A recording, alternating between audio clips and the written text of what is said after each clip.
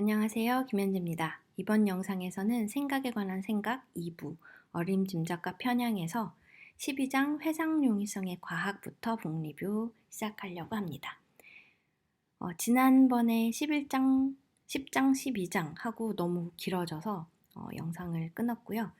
오늘은 12장부터 시작하도록 하겠습니다.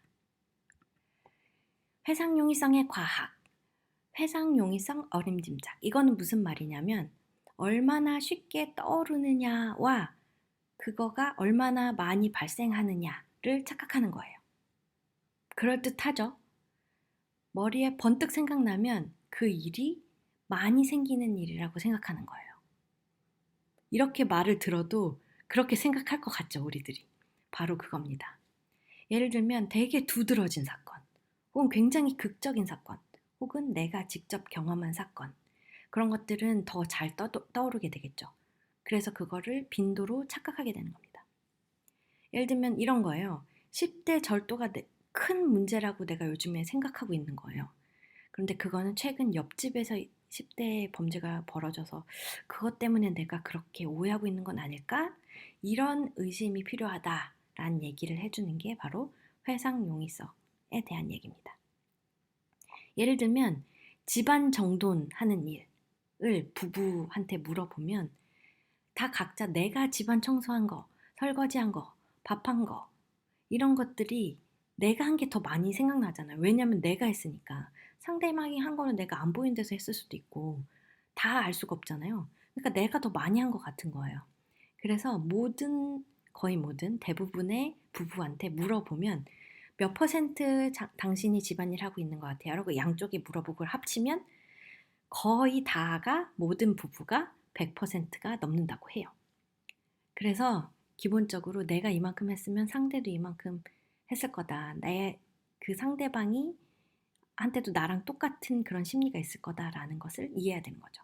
이건 집안 정돈뿐만 아니라 프로젝트나 부서에서 일할 때, 조직에서 일할 때도 똑같아요. 내가 굉장히 고생하고 있는 것 같지만 사실 저 사람이 굉장히 고생하고 있는 거는 내가 모를 수 있는 거죠. 그래서 그거에 대해서 항상 생각을 해야 됩니다. 뜨끔하시죠? 저도 뜨끔합니다. 뭔가 제가 더 많이 일하고 나만 고생하고 날 못 알아주고 내가 더 칭찬 들어야 되는데 내가 더 인정받아야 되는데 억울해 왜 내가 더 하는 거야 이거 저희들 그 바다에서 헤매고 있지 않습니까? 근데 사실은 그게 아닐 수도 있고 일 수도 있지만 그렇다는 것을 알아야 될 것 같아요. 회상용이성의 심리는 이런 거예요. 실험자들한테 이거를 요구를 했어요. 당신이 단호하게 행동한 사례를 12가지 적어주세요. 라고 하는 거예요. 그러면 처음에는 쉽게 적기 시작해요. 한두 개. 내가 굉장히 단호하게 행동한 거. 그런데 그거를 12개를 다 적으면 점점 갈수록 생각이 안 나는 거예요. 단호하게 내가 행동한 거? 사실 이게 굉장히 질문을 잘 만들었죠. 단호하게 행동한 거를 12가지 찾기가 순식간에 나오기가 쉽지가 않아요. 그래서 그런데 우리는 횟수를 쉽게 떠오르는 정도라고 이제 착각하기 때문에 12건을 고민해서 다 적은 사람은 오히려 자기가 생각하기가 어려웠잖아요. 12개가 나오기가 어렵다 보니까 아, 나는 단호한 사람이 아니구나 라고 생각하는 거예요. 그리고 오히려 6개 적어주세요. 혹은 6개까지 적고 멈춘 사람.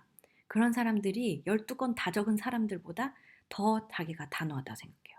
그리고 또 당신이 단호하지 못하게 생각한 거 12건을 적어주세요.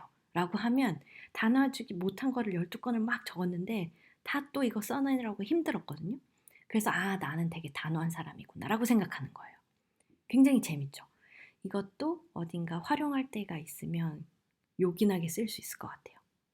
또 이런 거, 자전거를 탄 사례를 생각해 주세요. 라고 하면 생각을 많이 할수록 아, 언제 탔지 이렇게 생각을 많이 해낼수록 아, 내가 자전거를 별로 안 탔구나 라고 생각한다는 거죠. 이렇게 선택의 논거를 자기의 주장, 자기의 생각에 근거를 많이 대라고 하면 선택에 대해서 자신감이 떨어집니다. 자동차의 장점을 많이 나열하라고 하면 자동차의 인상이 더 나빠져요. 주의해야 되겠죠? 내 뭔가 좋은 인상을 주려고 설문조사를 하고 아니면 좋은 인상으로 마무리 지려고 프로젝트 회고를 하면서 좋은 걸 막 끌어내려고 계속 노력하다 보면 어느 순간 더 이상 안 나오는 거 보니까 별로 안 좋았나 봐. 이렇게 된다는 거예요. 매우 재밌는 포인트예요. 이 심리는 생각이 안 나는 것에 놀라기 때문이에요. 아, 놀랍네. 생각 안 나는 거 보니까 나 사실은 그랬구나. 라고. 그래서 만약에 그렇게 생각이 안 나는 거에 대한 이유를 막 만들어줘요. 쓸데없는 이유더라도. 너 지금 별로 생각 안 나지? 그거는 지금 BGM을 이거 틀어놨거든? 이 BGM 틀어놨을 때는 생각 안 난대. 라고. 혹은, 흐린 날에는 별로 생각이 안 난대. 아니면 지금 모니터, 바라보고 있는 모니터 배경 색깔이 파란색이잖아? 그럴 경우는 생각 안 날 수 있어. 라고 사실 말이 안 되잖아요?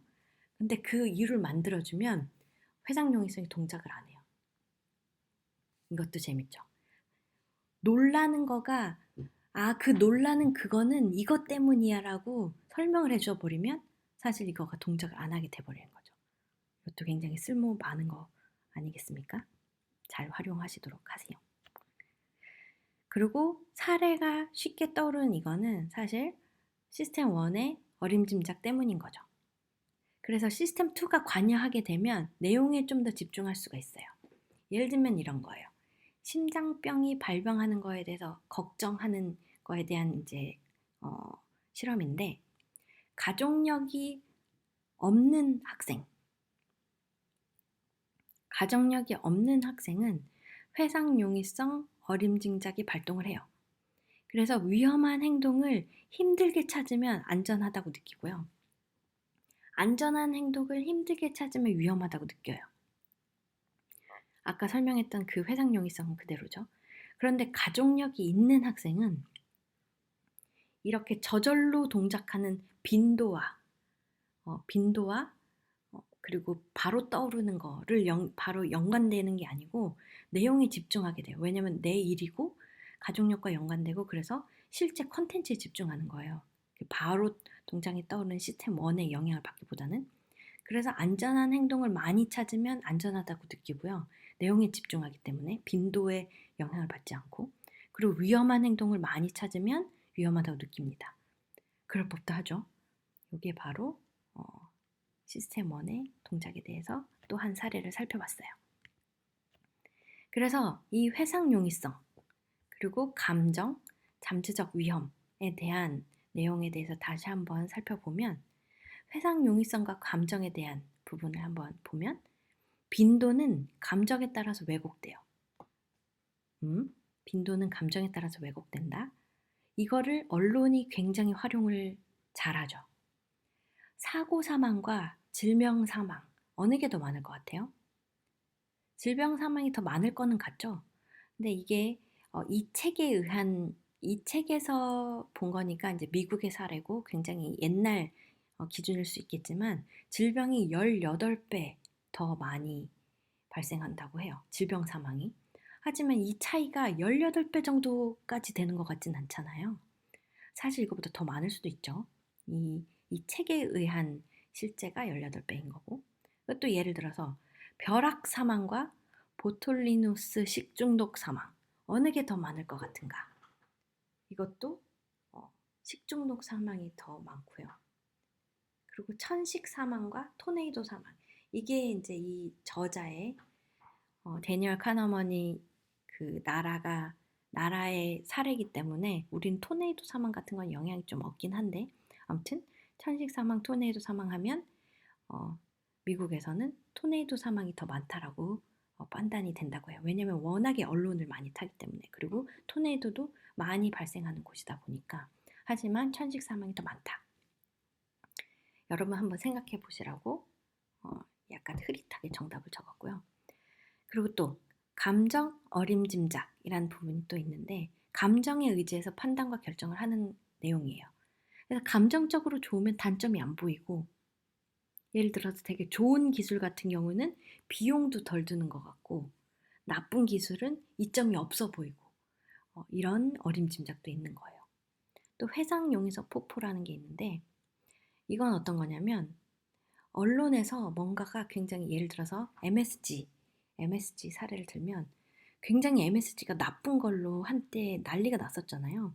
언론이 그렇게 막 얘기를 하다가 그게 대중이 그거를 듣고 아 진짜 나쁜가 봐라고 생각을 하다가 그게 정책으로까지 MSG는 나쁜 거라서 MSG 몇 프로 이상 넣으면 안 된다. 이렇게 이게 정책으로 나왔나요?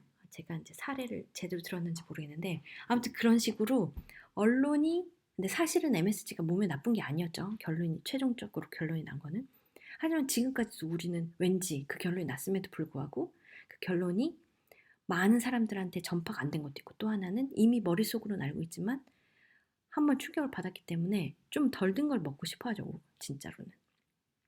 그래서 언론과 대중과 이게 서로 시너지가 나는 거예요. 언론에서 뭘 때렸어. 그러면 대중들이 그거에 반응을 해. 그러니까 언론은 더 신이 나서 또 그거를 해. 그리고 정책이 그거에 의해서 정책이 생겨. 정책이 생기니까 또 더 파. 이렇게 점점 폭포수처럼 점점 커지는 거예요. 서로 시너지를 받아서. 이게 바로 회상용이성 폭포에 대한 얘기인 거고요. 그래서 요거에 대해서 선스타인 같은 학자는 비합리적 두려움 그리고 회상용이성 폭포가 정책에까지 미치는 이런 거 아닌 것 같다. 그래서는 안 된다. 공공자원이 분배가 되는 우선순위가 이런 거에 의해서 왜곡된다. 그러니까 실제로 더 중요한 거는 저쪽에 투자가 돼야 되는데 왜곡이 돼서 언론과 대중에 의해서 왜곡이 돼서 사실상 큰 문제가 아닌 이 부분에 예산이 더 많이 가곤 한다는 거예요. 그래서는 안 된다. 라는 게 이제 선스타인의 주장이고, 그러니까 한쪽 측의 주장인 거죠. 그래서 대중의 압력을 막고 거시적이고 전문적으로 전문가가 판단해야 된다라고 하는 게 한쪽 선스타인 측의 주장이고, 반대로 슬로빅이란 학자가 주장하는 바는 요거에 반대되는 부분인데 사실 비합리적이라도 광범위한 두려움이 있는 거다. 뭐 대중이 지지하지 않는 정책이 무슨 의미가 있냐. 이것 또한 의미 있는 정책이며 어, 결정 방식이다라고 하는 쪽이 슬로빅 쪽이에요. 그리고 또 하나는 예를 들어서 무작위적인 사고사가 있다라고 치고 또 하나는 스키 같은 거는 자발적으로 내가 가는 거잖아요. 그리고 그냥 스키를 안 가는 것보다는 가는 게 사고를 당할 확률이 더 있을 수 있잖아요. 그래서 자발적으로 활동하면서 사고를 당하는 그런 사망에는 사실 차이가 있지 않냐. 그런데 이거를 전문적으로 한다고 해서 통계화돼서 판단되어 버리면 풍부한 판단을 할 수가 없다. 단순한 수치가 아닌 풍부한 개념이 녹아있다. 이런 부분에는. 그래서 이거를 무시하면 안 된다라고 말하는 게 슬로빅 측이에요. 그래서 이 양측이 이 회상용이성 폭포, 언론이나 대중에 의해서 뭐 정책 결정에 영향을 끼친다던가 예산 설정에 영향을 끼친다던가 하는 거에 대해서 이렇게 반대되는 두 가지 주장이 있기도 해요. 그래서 민주주의는 굉장히 혼돈의 철학이죠.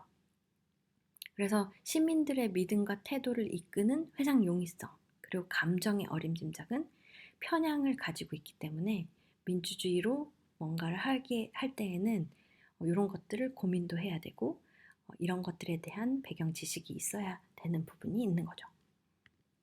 그 다음 이거 굉장히 재밌는 문제예요.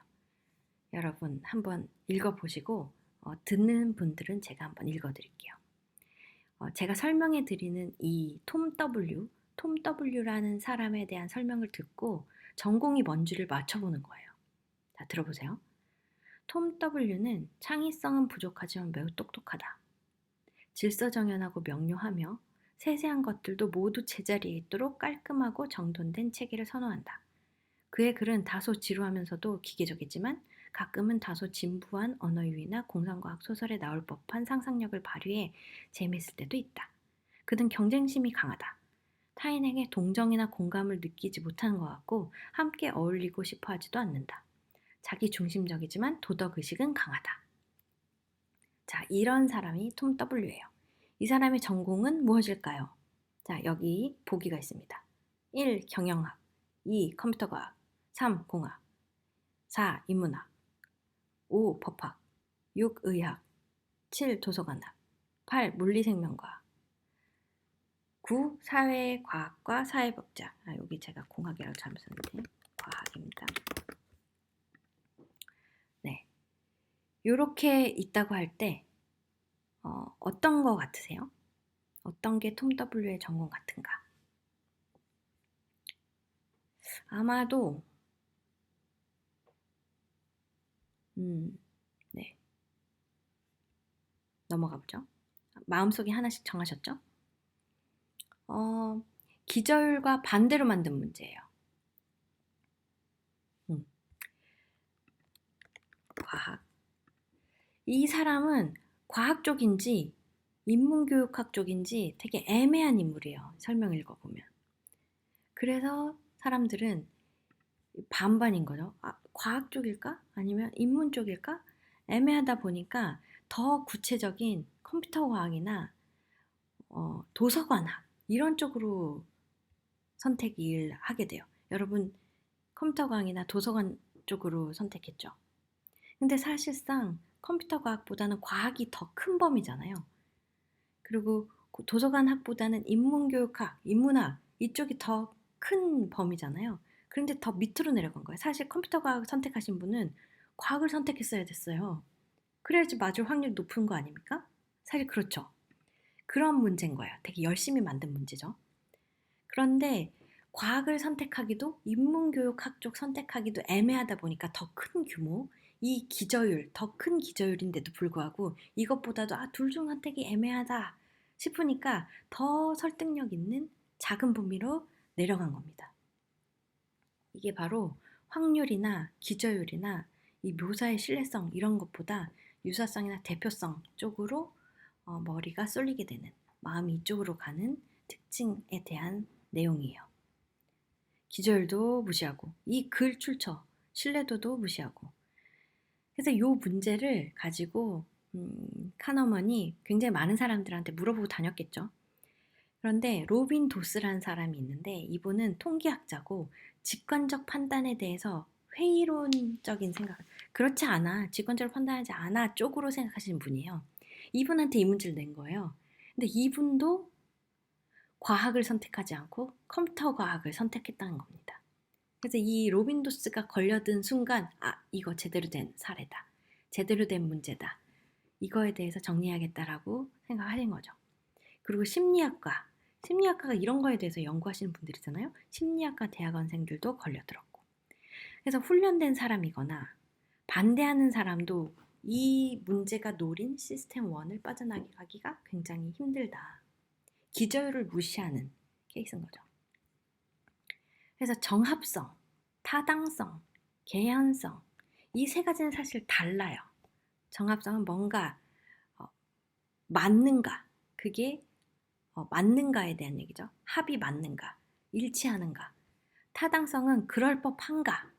개연성은 순서대로 그게 그렇게 일어나는 게 맞는가. 이런 거잖아요. 이 세 가지는 혼동하기가 되게 쉬워요.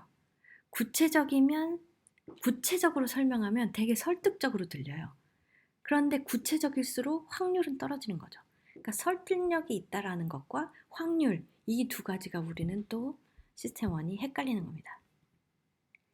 기저율이 낮은 사건의 가능성을 부풀리는 그런 경향이 있어요.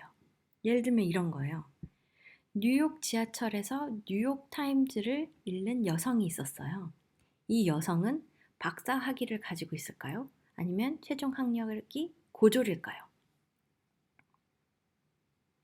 약간 뉴욕타임즈를 읽는다 했더니 그 뉴욕타임즈가 의미하는 대표성이 딱 떠오르잖아요. 꽤 괜찮은 거, 좋은 거, 지식을 갖고 있는 사람이 읽는 거라는 게 딱 떠오르죠. 그래서 그냥 순간적으로 박사학위를 갖고 있다 라고 할 수 있는 거예요. 근데 사실 기저율을 따져보면 박사학위를 가진 사람과 고졸인 사람과의 비율을 따지면 특히나 우리나라는 대학 졸업생이 굉장히 많죠. 근데 이분은 이제 미국에서 문제를 내셨던 분이니까 미국에서 조사했으니까 고졸이 훨씬 많은 거죠. 대학 학위를 가진 사람보다는. 그리고 또 하나 뉴욕에서 지하철을 탔다라는 거는 사실 박사학위 받은 사람보다는 고졸인 사람이 지하철은 좀 그래도 경제력이 조금 떨어진 사람들이 많이 타는, 특히나 뉴욕에서는 그렇다 보니까 그렇게 생각하는 게 오히려 더 타당한 거죠. 그거를 놓쳐버리고 만다, 우리는. 그리고 요 질문 볼까요? 시를 좋아하고 수줍음이 많은 여성이라고 하면, 자, 이분은 중국 문학을 전공했을까요? 경영학을 전공했을까요? 시, 수줍음에서 우리는 문학이 떠오르는 거죠. 경영학보다는. 경영학은 뭔가 냉철할 것 같고 되게 또박또박 똘똘할 것 같고 되게 나서는 거에 거침없을 것 같고 그런 걸 떠올리잖아요. 하지만 중국 문학을 전공한 사람이 많을까요? 경영학을 전공한 사람이 많을까요? 경영학은 대학원 있잖아요. 아예 크게. 중국 문학 대학원은 없잖아요. 그죠? 인문학 속에 문학이 있고 문학 속에 중국 문학이 있잖아요. 그래서 사실 경영학 전공이라고 말하는 게 더 맞는 거죠. 그래서 요 기저를 우리는 놓치게 된다라는 부분. 그래서 증거의 질에 신경 쓰지 않는 거예요. 그래서 우리는 이런 훈련을 해야 돼요. 기저율을 기준으로 사용해야 되는 거. 그리고 또 가지고 있는 증거를 의심해야 되는 거. 이 두 가지를 해야 되는 거죠. 자, 그 다음 문제, 린다 문제. 아까는 톰 W 문제였고요. 이번에는 린다 문제예요. 이것도 역시 맞춰보시는 거예요. 린다에 대해 설명을 드릴 테니 어떤 게 맞는지. 린다는 31살 미혼 여성이다. 직설적인 화법을 구사하고 매우 똑똑하다. 철학을 전공했다. 학생 때는 차별과 사회 정의 문제에 매우 관심이 많았고 반핵 시위에도 참가했다. 요거에 80년대에 만든 문제긴 해요. 자, 첫 번째, 초등학교 교사이다. 두 번째, 서점에서 일하며 요가 수업을 듣는다. 3번, 여성운동에 적극적이다. 4번, 정신지체 장애우를 위한 사회사업가이다. 5번, 여성유권자 동맹 회원이다. 6번, 은행 창구 직원이다. 7번, 보험 판매 사원이다. 9번, 8번인가? 은행 창구 직원이면서 페미니스트 운동에 적극적이다. 여기서 린다한테 맞는 거를 1번부터 순서를 쫙 매겨보는 거예요. 한번 매겨보세요. 아마 톰 W 벌써 했기 때문에 조금 힌트를 얻었을 수도 있긴 한데, 자, 설명 들어가 볼게요. 톰 W랑 비슷하지만 살짝 다른 부분이 있어요. 톰 W는 이과냐 문과냐를 나누기가 애매해가지고 더 작은 카테고리로 선택하는 게 더 설득력 있는 것 같아 라고 유도한 질문이고요. 린다 문제는 구체적인 설명이 설득력이 있어 버려서 큰 카테고리를 선택하지 않게 되는 질문이에요. 그래서 이 린다 문제는 이 사람은 페미니스트야 라는 부분. 네, 마음이 확 가는 거예요. 왜냐하면 철학, 그리고 질서적 화법, 학생 때는 정의 문제에 관심 많았고 시위에도 나갔고 그래서 뭔가 운동을 할 것 같다라는 마음에 바로 뒤에 이제 여성 운동 이런 것들이 나오잖아요. 그래서 이런 것 중에 하나를 선택하고 싶은 마음이 막 드는 거예요. 그래서 단순한 초등학교 교사, 은행 창구 직원, 보험 판매사 이런 쪽이라기보다는 뭔가 페미니스트 운동 이런 쪽에 마음이 더 가는 거죠. 그래서 창구 직원이라는 항목하고 페미니스트 창구 직원이라는 항목이 들어가 있는데 그 사이에 보험 판매 사원이 조금 아닐 것 같은 보험 판매 사원이 딱 껴있어요. 그래서 사실 요 두 개를 딱 붙여놓고 요 두 개만 질문하면 은행 창구 직원을 더 순위를 눕혀서 한 확률이 더 올라가요. 근데 사이에 요걸 딱 끼므로써 이거 벽을 딱 만들어 줌으로써 이거를 더 그럴듯한 린다에 맞는 대답이라고 순위가 더 올라갑니다. 이것도 피하기가 굉장히 힘들어요. 그래서 이렇게 답을 이렇게 두 개로만 줄이면 창구 직원을 더 1번으로 선택하고 2번을 페미니스트 창구 직원으로 하는 확률이 많이 높아지는 거예요. 이해되고 계시죠? 그럼에도 불구하고 페미니스트 창구 직원을 선택하는 경우도 꽤 많아요. 이거는 결합 오류라고 부르는 부분이에요. 제가 여기에 여성 운동이라고도 쓰고 페미니스트 운동이라고 쓰고 막 이렇게 섞어서 썼는데 이해해 주시고요. 그리고 이게 바로 논리적 직관보다 대표성 직관을 더 힘이 세다라는 부분인데 학부생의 89%가 오답을 냈고 스탠퍼드 경영대학원에서 확률, 통계, 결정론 수업을 듣는 학생들도 스탠퍼드 경영대학원에서 저 수업을 듣는 학생들도 85%가 오답. 별로 차이가 없죠. 그리고 또 요 두 개로 줄인 거. 바로 비교할 수 있게 보여준 거. 이렇게 줄인 것도 학부생의 85%에서 90%가 오답이라고 해요. 여러분들도 틀리신 분이 많죠? 이거는 통계 그리고 이런 거에 대해서 많이 훈련된 사람들만 겨우겨우 벗어날 수 있는 그런 문제인 거예요. 그리고 노린 거기도 하고. 그래서 이거 노렸네. 내가 잘 풀어봐야지라고 집중하기 때문에. 하지만 그런 사람들도 훈련된 사람들도 굉장히 많이 넘어가는 문제인 거죠. 그래서 발생 가능성을 확률을 그럴듯함으로 바꿔서 생각하는 그런 성향 때문에 나온 거죠. 근데 문제를 이렇게 냈다라고 치면 예를 들어서 제이는 교사다 하고 제이는 교사이고 걸어서 출근한다. 이거는 정답을 제이는 교사다라고 해요. 왜냐하면 교사인 거랑 걸어서 출근한다라는 거는 이 두 개의 관계가 더 그럴듯하지도 않고 논리적으로 일관되지도 않고 이야기가 더 나아지지도 않아요. 그래서 저걸 선택하지 않는 거예요.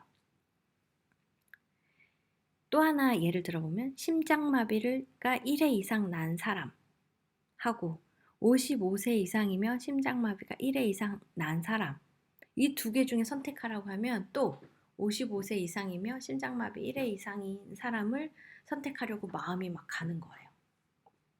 사실은 심장마비 1회 이상인 사람이 더 많이 포함하고 있죠. 근데 이 질문을 할 때 100명 중에 심장마비 1회 이상인 사람 100명 중에 55세 이상이며 심장마비 1회 이상인 사람이라고 질문하면 정확도가 올라가요.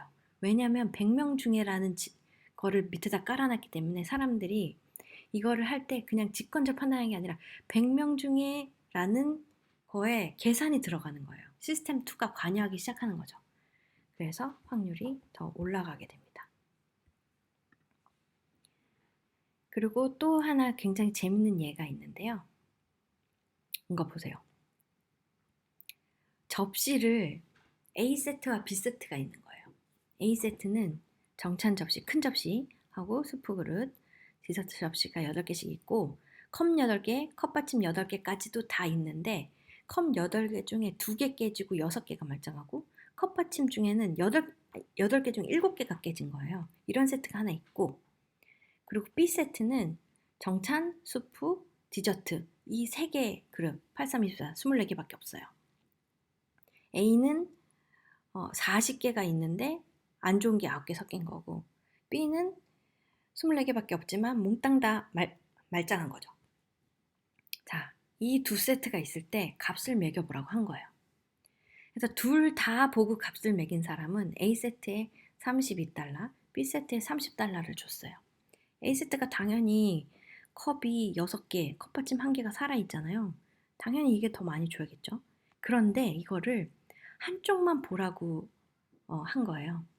한 팀은 A만 보게, 한 팀은 B만 보게 해가지고 평가를 하라고 했더니 A세트는 23달러, B세트는 33달러로 매긴 거예요. 분명히 A가 더 많음에도 불구하고 가격이 더 떨어졌죠.